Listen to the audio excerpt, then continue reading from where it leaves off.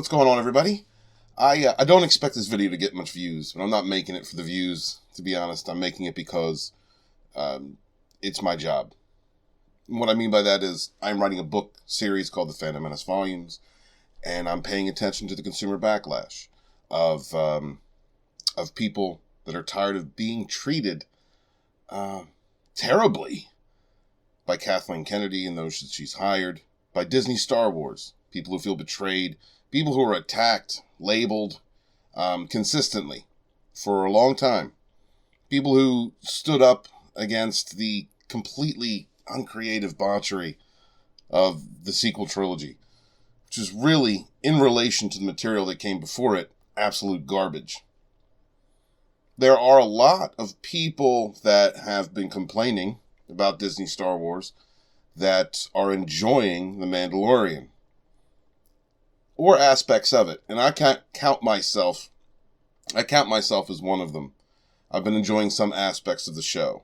Now, every fandom has different levels of fan engagement. You have your normies, your casual consumers, people who just maybe watch a few episodes or a season, someone who just sticks to the movies and doesn't delve any deeper. The movies are enough. And then there are those that get into different aspects of a franchise, like games, comics, books. And this is a natural progression for people who really enjoy the lore, who delve deep into it. Now, I'm not here to say that who's a better fan than who. I'm not here to make that statement, because when it comes to Star Wars, which is going to be the subject of this video, I'm a person who enjoys the movies, some of the comics, some of the books, and many of the games. That's where a lot of my love for the lore comes from. Since the backlash known as the Fandom Menace, there have been many different people that have come together to fight for our modern mythologies.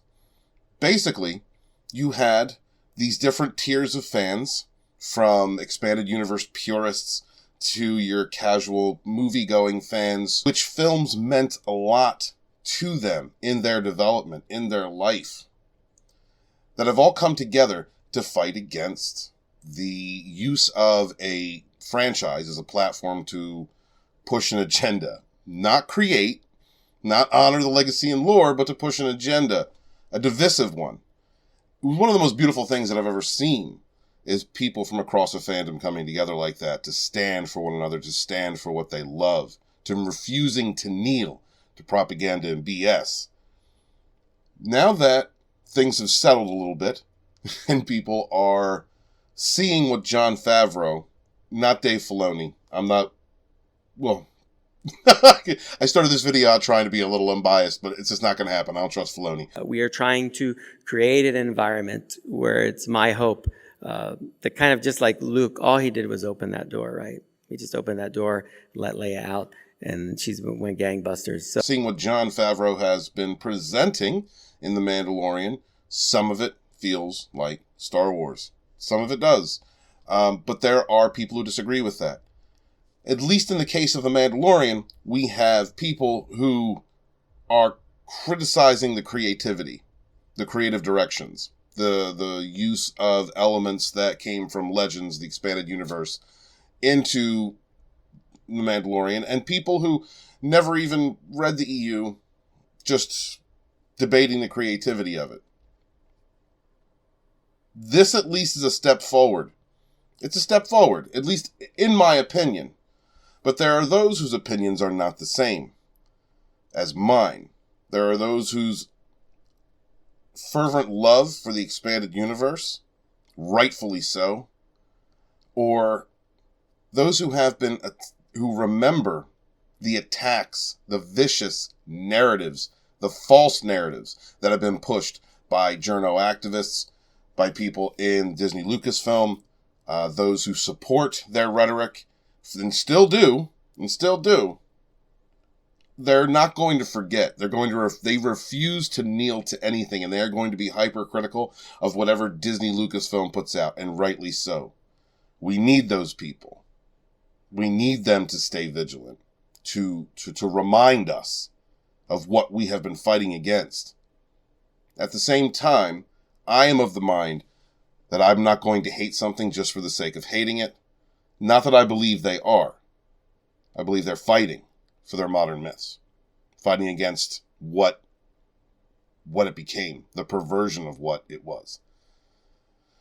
But as for myself, I am documenting all aspects of this consumer backlash for future documentation.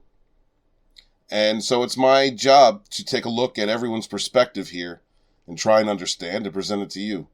As I said, don't expect this video to get many views. Don't care about that. I think it's going to reach the people who it's meant to reach. So let's take a look at some of the different perspectives right now of people that are standing against the Mandalorian, Disney Lucasfilm, and the like. For those of you who don't know Stephen Wayne Art, he was a very important voice in the Fandom Menace at one point. He created the "what should have been" meme, which reached even Mark Hamill. He agreed with, and then he had to disavow, basically, because the SJW Star Wars fans, the Star Wars fans who don't care about Star Wars, they care about their genitals and what they do with their genitals and their weird sexualities, they got really upset. They got very upset that Mark agreed with this meme. Here we have Stephen, who has been really speaking out in the last couple of weeks, and I've been paying attention to what he's been saying. He is the one who created, for me, the Fandom Menace historian Steel. And he did this during a very difficult period in his life. And I wanted the Fandom Menace illustrator to create my seal. Thank him for that. Stephen Wayne here says, a whole bunch of people in the Fandom Menace owe Rian Johnson an apology. That's a hell of a statement. That's a hell of a statement for him to make. He says, if you spent 3 years criticizing Lucasfilm, The Last Jedi, and Rian Johnson, but now get offended by people who criticize The Mandalorian and Dave Filoni for the exact same reasons, then yeah, you owe Rian Johnson an apology. There were many people before this video came out that Chewbacca let everybody see on his website, Disney Star Wars is Dumb, of Dave Filoni bending the knee, acting like a male feminist, basically co-signing to everything under Kathleen Kennedy's regime of shaming the previous fandom. If we made like 5 men heroes in a row, no one would blink. She impresses Han Solo. He's like the guy's guy, impresses him, impresses everybody in the audience. She goes up with Kylo Ren, she punks him right away. Like he's supposed to be this great guy, wiped out all these people. I don't know. She took that lightsaber and was like, I'm going to take you out. And she did. And I'm all for it. We are trying to create an environment where it's my hope that kind of just like Luke, all he did was open that door, right? I am not a Dave Filoni fan. If you are a Filoni fan, that is up to you. In my opinion, the Fandom Menace, which is the Fandom Menace, which is a group of people independently deciding to carry a hashtag, speak out for the right to have an opinion. We were accosted for having an opinion. We were told that we were alt-right, misogynist, blah, blah, blah. You know, the Gamergate narrative that just moved into comics and television and movies. That false narrative of attacking the consumer, attacking fandoms. And Dave Filoni co-signed to that, in my opinion. If you're okay with Dave Filoni, that is your right to have that opinion, but I do not kneel. And as we can see, there are a lot of people who have been commenting on this, such as the Time Prophet, another good friend of mine. The Last Jedi was crap. Mandalorian is nowhere near perfect, but better than The Last Jedi. Less politics, more action is always good. However, there is room for improvement. I think that is a balanced answer. The CJH says, Ryan called us names and mocked our fan theories and doesn't like Star Wars. And Last Jedi is objectively bad, so no, he will never be apologized to. That isn't really the point I think Stephen is trying to make here. Stephen's pointing out some pretty cold hard facts. Boba Fett was always cool, calm, collected, a stoic tactician, not some raging badass warrior. In just 30 minutes, Favreau and Filoni destroyed his entire persona. These are the people like Stephen, just like every other channel who started the Fandom Menace, and every person in the comments, and every person who was standing up for our modern myths when the whole thing kicked off. I look to these people and their opinions. Stephen's opinion means something to me, and I believe it should be taken note of. Some people really enjoy The Mandalorian because it's the only thing we've gotten really from Disney Star Wars, with the exception of one other film. And I want to bring that up for a moment. This is another gentleman that I don't always agree with, but I respect. And his name is Abu Nas. Please go check out YouTube channel Abu Nas. I don't care what anyone says. I don't care if it's a ripoff of an EU story. I effing love Rogue One. You just got finished watching it again, and it still holds as the best in anything Disney made so far, including Mandalorian. That is pretty much how I feel. And a lot of people feel the same way. Rogue One was stolen from the expanded universe during a time when Kathleen Kennedy said that there were no books or novels or comics or anything to pull from, making a comparison to the dumpster fire that was HBO's Game of Thrones in the last 2 seasons. The denial from people at Disney Lucasfilm, Kathleen Kennedy, who's just really, really shuts her mouth at this point. I think she got the idea that everyone has figured out she is a liar and a charlatan. She is heartless, in my opinion, and nobody really wants to listen to her. So she shut up for the last few years. Someone like Abu Nas truly loves Star Wars. Truly loves it. There are many people in our community who truly love Star Wars. Here's another person that I don't always agree with, but my friend Alora, she is an EU enthusiast and Star Wars fan. We'll never get the true Luke from the original lore in Disc Canon. One who married a badass woman, named their kid Ben, has amazing nieces and nephews, those whose arc were all great and compelling, sister and brother-in-law whom stuck together through thick and thin. That is something we lost. And we'll never get that. Disney Canon isn't really about that. We've seen the sequel trilogy. The problem with liking The Mandalorian, in my opinion, is that all roads lead to the sequel trilogy. The sequel trilogy is garbage. There's nothing to look forward to. As good as The Mandalorian will ever get, there's nothing really to look forward to. As good as Rogue One may be, at least that leads to the original trilogy.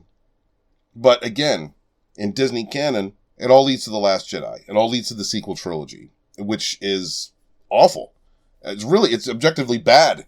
There's nothing really good about it. Here's another person whom I don't always agree with, and I don't have to agree with you, and I don't care if you carry a hashtag or not. This is my friend Steak Kenobi. Subscribe to Steak Kenobi because he doesn't want you to. So Filoni reacts.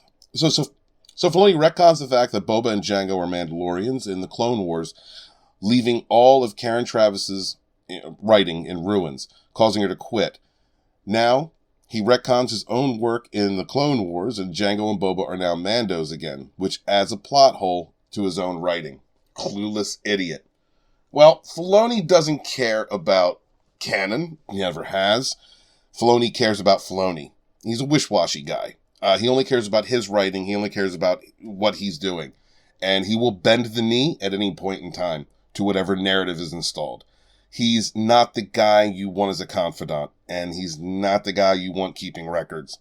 So I have to agree with Stig, because that is the truth. Karen Travis basically wrote the Mandalorian lore, and she quit because of the way that it was being treated, the way it was being thrown out, everything that she had poured into, all of her imagination and creativity that she had poured into this universe. I think the point that a lot of people who are having problems with The Mandalorian, or people defending The Mandalorian right now, is the fact that we have never received an apology from Disney Lucasfilm for the attacks, the labels, for anything that they have done to us, the fandom, the consumers. Never once have we been apologized to. And these are people that hold that to heart. They remember it. They also remember people like OG Star Wars, or Steak Kenobi, any of the EU enthusiasts out there, or legends, as it is now called, that the amazing stories will never be adapted, and when they are wholesale ripped off. They are stolen, repurposed, and placed into this weird Disney universe of Star Wars, which is an amalgamation of elements from the EU mixed in with political messaging and attacks on the fandom, with the exception of possibly The Mandalorian, depending on your point of view. There are those who are covering The Mandalorian, like Nerd Cookies. I do a show with her every Sunday on her channel. Please go check her out. Her link is in the description below. And she's trying to be positive as she can. But even someone who is being positive, someone who loves Star Wars, also reminds myself when we talk in private and the chat during live streams that she's cautiously optimistic. Cautious because we know what we have gotten before. Yet, I believe, as Nerd Cookie does, Jon Favreau is making a legitimate attempt to do something different. Here she gives a shout out to someone I'd like you to check out. This is Memory Troll, did a video on Tython, which was a planet that was used in the last Mandalorian episode, and was not given justice at all. It was done on the cheap, and it didn't look like Tython, which is something in lore, pre-Disney lore, that should have gotten a lot more of a highlight. Should have been an episode unto itself, and not just some crappy less than a half-hour episode of shoot-em-ups and stormtrooper memes. It should have been a lot more than that. It means a lot more than that to canon, to lore, but Disney Lucasfilm doesn't care much about that. Memory Troll, however, from what I've seen, please go follow him on Twitter or check out Memory Troll on YouTube, is another person who is trying to, I would suspect, I don't know him personally, but I would suspect is trying to muddle through or accept what is being done well from Disney Star Wars. Please go check out Memory Troll on Twitter or YouTube. Great videos, small channel, up and coming, and let's support our fellow creators. Real quick, before I check out, one of the people in my chat let me know about this organization, the Twin Suns Foundation. Please check out their website. They generate funds. It's a nonprofit to get kids invested in things like Star Wars books, the old canon, the better version of Star Wars. Please go check out the Twin Suns Foundation. They are still, to this day, trying to put up billboards, trying to get the expanded universe put on screen, trying to get Disney Lucasfilm to recognize legends for the great stories that they were. These are also the same types of people that Brian Young called militant and shitty. Makes it very difficult for any of us to accept Disney canon. It makes it difficult, but it's not impossible. Wouldn't be so impossible if we hadn't been rabidly attacked in the last several years. Mislabeled, everything you can think of under the sun by these idiots, these woke morons. It is a shame that at this point some people have just checked out of Disney Star Wars, and I understand why. The fandom has been attacked, labeled, told we were alt this and ists and phobes and what everything under the sun by people who are more interested in pushing ideology, an extremist ideology, far left ideology, than honoring the legacy and lore that came before them. I really can't blame anyone who just doesn't want any more of it. People like Lethal, people like Nina Infinity. I understand. There's nothing left to love for some people, and that's a damn shame. Disney lost a lot of fans, a lot of revenue, when they decided to allow Kathleen Kennedy and the people that she hired to create a company culture that was anti-fan. But that's what happens when people in suits and ties in an office are running things instead of creatives who love the story, the legacy. What do you guys think about all this? Let me know in the comments below. If you've been here long enough, please subscribe. That would be great. I do different types of videos, but this topic in itself is going to be one that I'm going to be staying up on here and there because I'm beginning to see very strong opinions forming within the fandom, and it's not about politics for once, and that's a good thing, I believe. I think it's focusing on creativity and honoring legacy, which is the debates that we should have. And I'm happy to see that again. Sorry if I seemed low energy. I am really sick, but I am author Stephen Walton, the Fandom Menace historian. Be good to each other. Peace. The main thing is to protect these characters. Make sure that they still continue to live in the way that you created them. And that the universe of Star Wars continues to grow.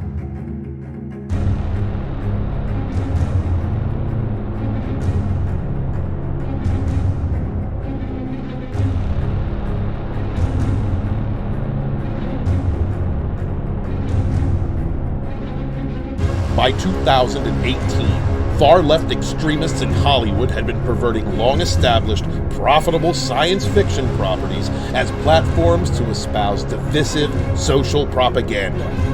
The vision of these creatives was to repurpose established franchises in the hopes of indoctrinating viewers into the bigoted groupthink of the American far-left ideology. Insanely wealthy producers and adult pretenders set to shame any fan who would not capitulate to their false narratives of virtue, using long-established weight in the legacy media to drive online hate mobs to attack any who dared speak against the woke narrative. Yet there were those who would not kneel before this oligarchy of money, media, and extremism. Those who had known the truth. Fandom is for everyone. The Fandom Menace Volume 2 covers the events of the year 2018, as a group of independent creators rose up together, inspiring the Star Wars fandom to speak out against the flagrant misuse of a property that was not meant to inspire division, but hope. Volume 2 will cover the voices who spoke out against cancel culture, such as the Gospel According to Mark with a C. Thank God for Star Wars fans. If only Rian Johnson had said the same thing. Mecha Random 42. Star Trek, to me, is a hopeful, optimistic view of the future. With chapters written by Stephanie Janicek, Smuggler's Cantina. They're not answering any questions that the real fans want to know. Jesse Milestone of Mindless Entertainment. And I'm going to warn you right now, this here thing you're about to watch is probably going to involve a lot of yelling and a decent amount of swearing. Itchy Baka of Disney Star Wars is dumb. But this doesn't explain why, after Disney's acquisition of Star Wars, George would attend the premieres of The Force Awakens, Rogue One, The Last Jedi, and Solo. And the Overlord himself, Dictor Van Doomcock. Greetings, my friends. Our pop culture is under assault by corporations who would rather destroy our cultural heritage than build respectfully upon it. This is an historical documentation of a group of people in the late 2000 teens who would not bow to the very worst in humanity, seeking to separate us along political lines while using our beloved modern mythologies to do so. They did not kneel. Will you? The Fandom Menace Volume 2, Rise of the Rebellion.